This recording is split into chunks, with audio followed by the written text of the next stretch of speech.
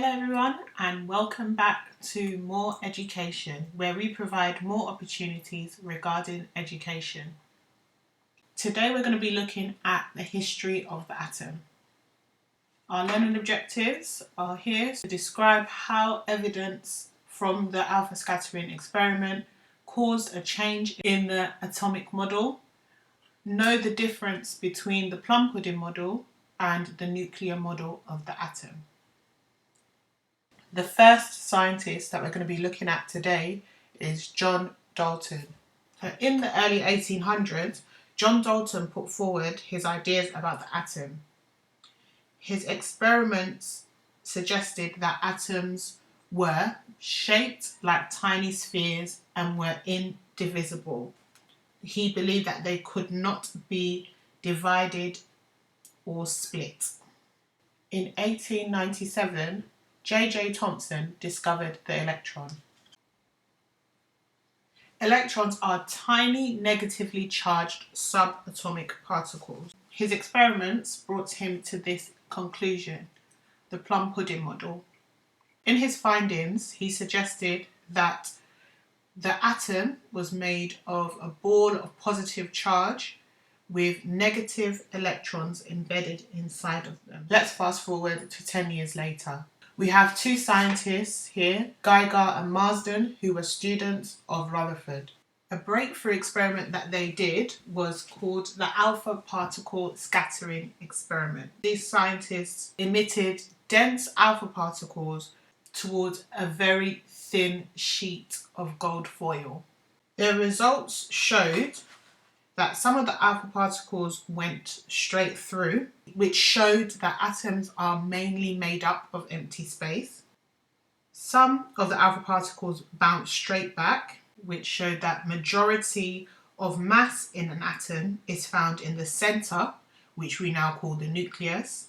And finally, some of the alpha particles were deflected, which shows that a positive charge was in the center. Hence why the positive alpha particles repelled the positive center. And here is the model that Rutherford came up with, which he called the nuclear model. Now it's progress check time. Here's a 4-mark question. Pause the video, answer the question, and when you're ready, press play.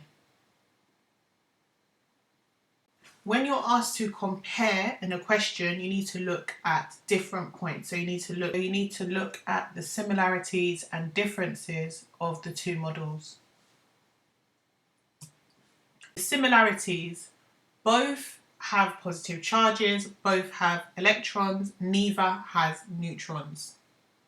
The differences are in this table. I'd suggest pausing the video, look through the mark scheme, check through to see how many marks you gained. And when you're ready, press play again.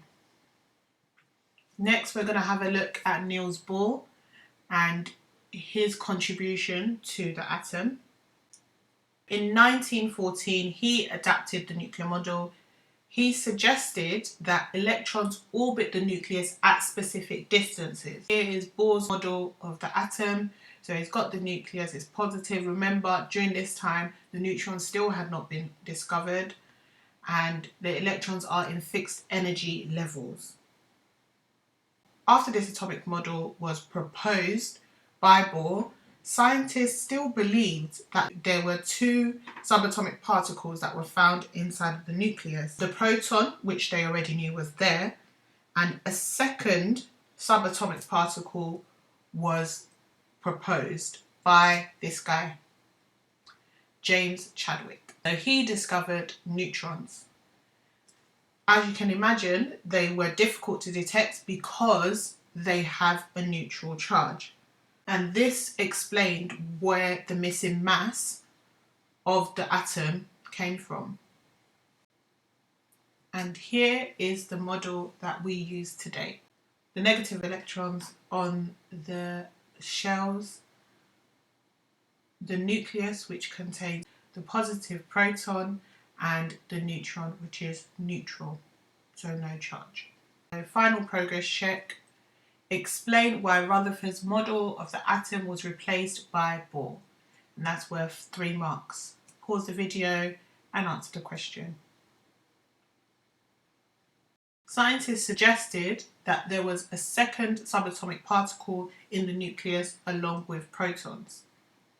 This would explain why there was a missing mass which was present in the atoms. After his experiments, Chadwick concluded that this particle did not have a charge and was the same mass as a proton. That's all for the history of the atom. Thank you for watching. I'm Miss K, and this is More Education.